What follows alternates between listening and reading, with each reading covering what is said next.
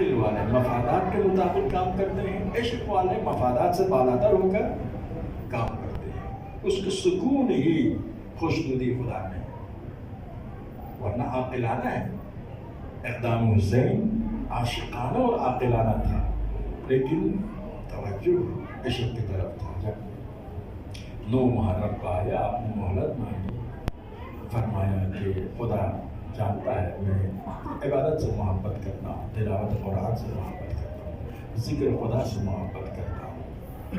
عاشقانہ اور عاقلانہ شکل میں آپ مسائل برداشت کریں گے تو سختی کا احساس ہوتا ہے. جیسے ایک آدمی کارخانے میں کام کرنے کے لیے جاتا ہے، سختی کا احساس ہوتا ہے لیکن کمانے کے لیے چارہ نہیں ہے. لیکن عاشقانہ شکل میں جو کام ہوتا ہے اس میں لذت محسوس کرتا ہے، بلندی محسوس کرتا ہے، لطافت و روح محسوس کرتا ہے، آلودگی محسوس کرتا ہے.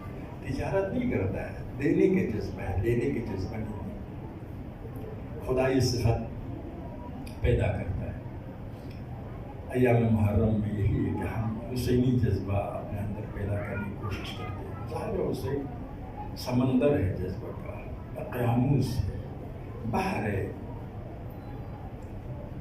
جذبات ہے، عشق ہے، لیکن ہم اس بحر سے قطرہ مل جائے.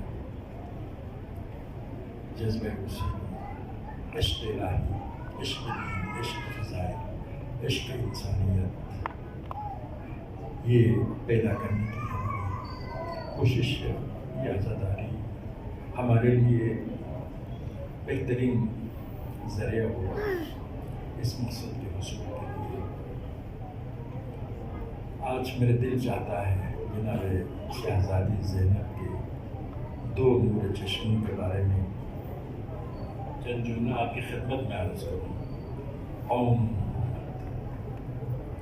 جناب شہزادی زینب اور حسین کی محبت اچھی محبت تھی.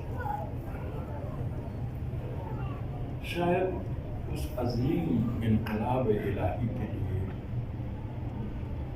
ایک انقلاب لانے والا، ایک انقلاب کے پیغام پہنچانے والا، ان اللہ شاء یراک قتیلا وشاء یراہن سرایا، اس لیے انتظام ہوا تھا. جب جناب شہزادی دنیا میں آئی، بعض روایت کہتی ہے کہ آنکھیں ظاہر بند ہوتی ہے. جب حسین کے دامن میں آئے، حسین کے گود میں آئے، آنکھیں کھولی. ان کی پہلی نگاہ حسین پر پڑی اور شادی کے وقت علی نے شرط کی کہ زینب جب حسین کے ساتھ عراق جانا چاہتی ہے تو منع نہیں کرنا ہے. اس شرط کے ساتھ زینب کی شادی ہوئی. شرط کی کہ بھائی کی ملاقات کے لیے جب جانا چاہے جا سکتے. ایک دن ایسا ہوا کہ 3 دن سے بھائی اور بہن کی ملاقات نہیں ہوئی. بہن دولت سرا سے نکلتی، بھائی بھی دولت سرا سے نکلتے. راستے میں دونوں کی ملاقات ہو جاتی. راستے میں بہن اور بھائی دونوں کی ملاقات ہو جاتی ہے. اس حد تک دونوں کی محبت برابر ہے. روایت میں یہ بھی آیا ہے کہ ایک دن جناب شہزادی سو رہی تھی، آپ کے چہرے انور پر دھوپ پڑ رہی تھی. حسین کا جب گزر ہوا دیکھا کہ بہن کے چہرے انور پر دھوپ پڑ رہی ہے، آپ خود دھوپ میں کھڑے رہے تاکہ بہن پر دھوپ کی تکلیف کا اثر نہ ہو. شاید جناب زینب بھی جواب دینا چاہتی تھی بھائی کی اس خدمت کا. نہ معلوم ظہر یا ظہر یہ موقع ملا ہی نہیں. جب حسین کی لاش پڑی ہوئی تھی، زینب گئی، دیکھا حسین کپڑے بھی نہیں ہیں. فرمایا نانا آپ پر خدا کے فرشتوں کا سلام ہو، یہ آپ کا حسین ہے.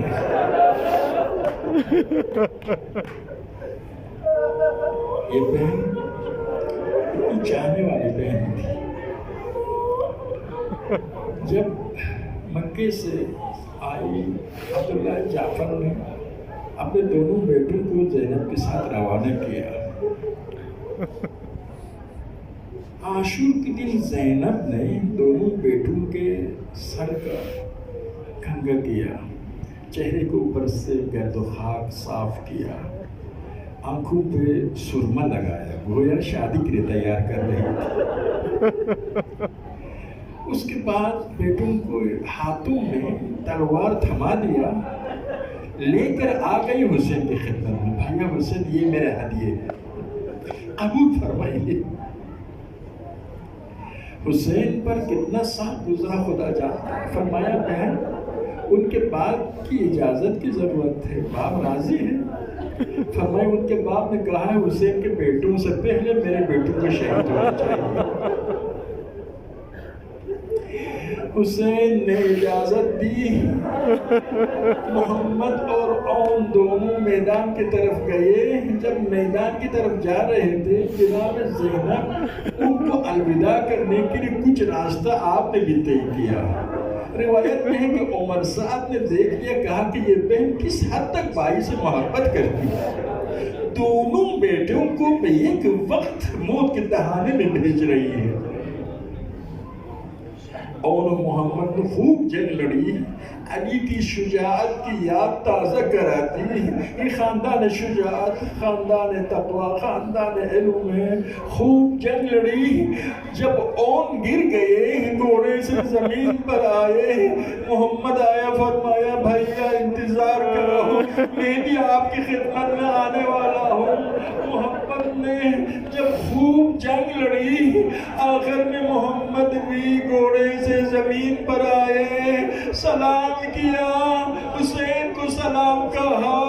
حسین آ گئے، دونوں شہزادوں کو سینے سے لگایا، سینے سے لگا کر خیمگاہ کی طرف لایا۔ دونوں کی پائے مبارک زمین سے کھینچتی آ رہی تھی۔ جب حسین نے دونوں کو خیمگاہ پہنچایا، سیدانیاں باہر نکلی، اصحاب کی خواتین باہر نکلی شہیدوں کے استقبال کے لیے۔ وہ ہستی جو باہر نہیں نکلی وہ زینب کی ہستی تھی۔ زینب باہر نہیں نکلی، کہیں بھائی حسین شرمندہ نہ ہو، یہ باہر نہیں نکلی۔ جبکہ علی اکبر جب شہید ہو گئے، علی اکبر شہید ہو گئے تو حسین سے پہلے زینب علی کے سرانہ پہنچ گئی۔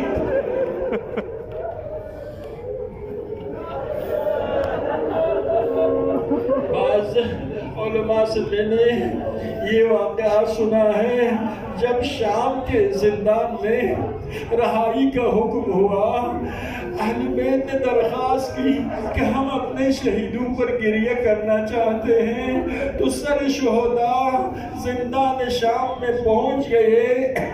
سر شہداء زندان شام میں پہنچ گئے۔ ہر اسیر نے، ہر سیدانی نے اپنے شہید کی سر اٹھایا، بیت کرنے لگی، گریہ گزاری کرنے لگی، زندگی کی یادیں تازہ ہو گئی۔ شام کی عورتوں نے دیکھا تو چھوٹی سے ننھے بچوں کے سر ہے، کوئی ان پر رونے والا نہیں۔ انہوں نے کہا اے خاندان آل محمد، کیا ان دو چھوٹے بچوں کی کوئی ماں نہیں ہے، کوئی بہن نہیں ہے؟ شہزادی زینب کھڑی ہو گئی، فرمایا یہ میرے شہزادے ہیں، یہ میرے نور چشم ہیں، میں حسین پر گریہ کروں گا۔